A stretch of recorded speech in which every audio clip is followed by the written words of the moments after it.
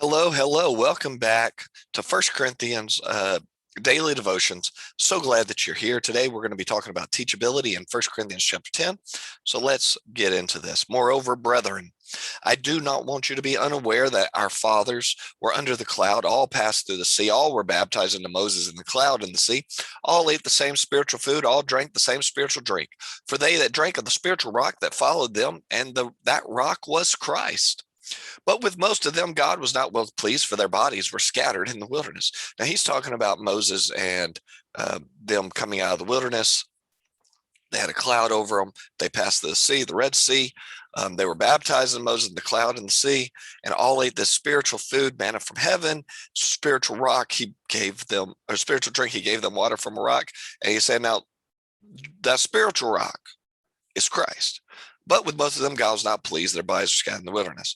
Now, these things became examples to our intent that we should not lust after evil things as also they lusted. And we do not become idolaters as some of them, for it is written, the people sat down to eat and drink and rose up to play. Nor let us commit sexual immorality as some of them did, and in one day 23,000 fell. Nor let us tempt Christ as some of them also tempted and were destroyed by serpents. Nor complain, as some of them complained and were destroyed by the destroyer. Now all these things happened to them as examples, and they were written for our admonition, upon whom the ends of the age have come. Therefore, let him who thinks he stands take heed lest he fall. No temptation has overtaken you except that's common to man, but God is faithful, who will not allow you to be tempted beyond what you are able, but with that temptation will make you a way of escape, that you may be able to bear it.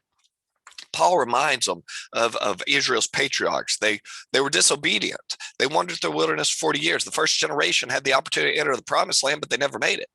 These things were recorded for an example.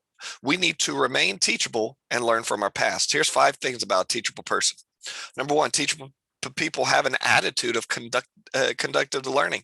The attitude we set that sets the tone for what we do. Teachable people possess a beginner's mindset. They're open and humble.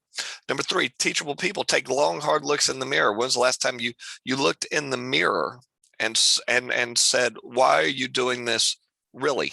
Novelist Jane Thorne said, probably the most honest, self-made man was one that was the one we heard say, I got to the top the hard way, fighting my laziness and ignorance every step of the way. Look at yourself in the mirror sometimes. Number 4, teachable people encourage others to speak into their lives. Who's speaking into your life? Who can make your life better? Number 5, teachable people learn something new every day. What are you going to learn new today? Therefore, my beloved, flee from idolatry. I speak as to wise men, judge for yourselves what I say. The cup of blessing is which we bless.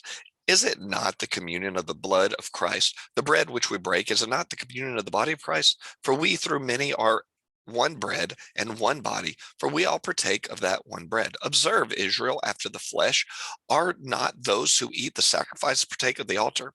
What am I saying then? That an idol is anything, or what is sacrificed to the idol anything?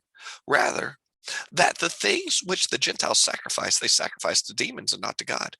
And I do not want you to have fellowship with demons, and cannot drink the cup of the Lord and the cup of demons. You cannot partake of the Lord's table and the table of demons. Or do we provoke the Lord to jealousy? Are we stronger than he? He's telling them to flee from idolatry. What is idolatry? I like defining it this way: anything that could potentially control my emotions and my actions. Paul's telling them that if you allow these things into your life to become more important than Christ, you're provoking him to jealousy. He has no rivals. He has no comparison. He has no competition. We are all wired for worship, and our choices are a strong indication of the God that we worship. What I choose to do for a living, how I choose to manage my money, what I choose to watch TV, the people I choose to have as friends, the websites I choose to visit, the clothes I choose to wear, the way I choose to spend my days off, the food I choose to eat, what I choose to think about, all of these choices reveal my God of choice. So instead of me asking you about what God you're worshiping, let me ask you about what choices are you making. Stop for a moment and consider your options. Choose carefully. Free from idolatry. Is Jesus the center of everything, or is it something else? All things are lawful to me. He's talking about decisions here, but not all things are helpful. All things are lawful, but not all things edify. Let no one seek his own, but each one the other's well-being. Eat whatever is sold in the marketplace, asking no question for conscience sake, for the earth is the Lord's and the fullness thereof. If any of these who do not believe invite you to dinner and you desire to go, eat whatever is set before you, asking no questions for conscience sake. But if anyone says this was offered to idols, don't eat it, for the sake of the one who told you and for the conscience sake, for the earth is the Lord's and the fullness. Conscious, I say, not of your own, but that of others. For why is my liberty judged by another man's conscience? But if I partake of thanks, why am I evil spoken of for the food over which I give thanks? Therefore, whether you eat or drink or whatever you do all for the glory of God. Give no offense either to the Jew or the Gentile, the Greek or the church of God, just as I am also please all men in all things, not seeking my own profit, but the profit of many, that they may be saved. So he begins to talk about decisions in gray areas. We regularly face choices that affect not only our lives, but others. Many of those choices do not have clear answers. They are not black and white. They're kind of gray areas. So how do we make good decisions in these? I'm going to give you three things. Number one, prioritize God's people first. Put others first. The term others describes a person unlike you, one who you're likely to disagree with.